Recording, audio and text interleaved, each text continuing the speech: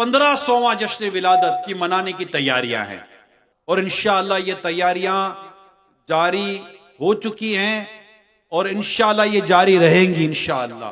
دم میں جب تک دم ہے ذکر ان کا سناتے جائیں گے، اور جشن ولادت مناتے تھے، مناتے ہیں، اور انشاءاللہ قیامت تک مناتے جائیں گے انشاءاللہ انشاءاللہ۔ درود پاک بھی اس پہ پڑھتے رہنا ہے کہ 1500 روزانہ درود پاک پڑھنا ہے ماہ میلاد میں۔ ہم نے 1500واں جشن ولادت منانے کی جو تیاریاں کی ہیں، ان تیاریوں میں ایک تیاری یہ ہے کہ ہم نے ماہ میلاد میں یعنی ماہ ربیع الاول میں روزانہ 1500 بار درود پاک پڑھنا ہے۔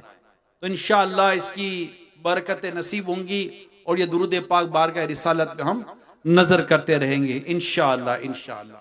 جس کا جشن ولادت ہم منا رہے ہیں، ان کی شان تو کیا بیان کی جا سکتی ہے، مگر ان کی شان ہی شان ہے، ان کی تو شان ہی شان ہے۔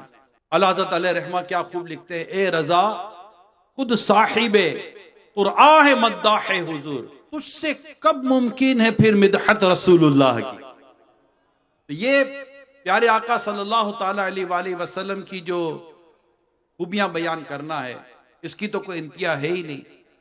تیرے تو وصف عیب تناہی سے ہیں بری۔ اعلیٰ حضرت رحمت اللہ تعالی لکھتے ہیں، یا رسول اللہ تیرے تو وصف، یعنی یا رسول اللہ آپ کی خوبیاں ختم ہو ہی نہیں سکتی، کہ خوبیوں کا ختم ہونا بھی ایک عیب ہے، اور اللہ پاک نے آپ کو اس عیب سے بھی پاک رکھا ہے۔ تو تیرے تو وصف عیب تناہی سے ہیں بری، حیران ہوں میرے شاہ میں کیا کیا کہوں تجھے۔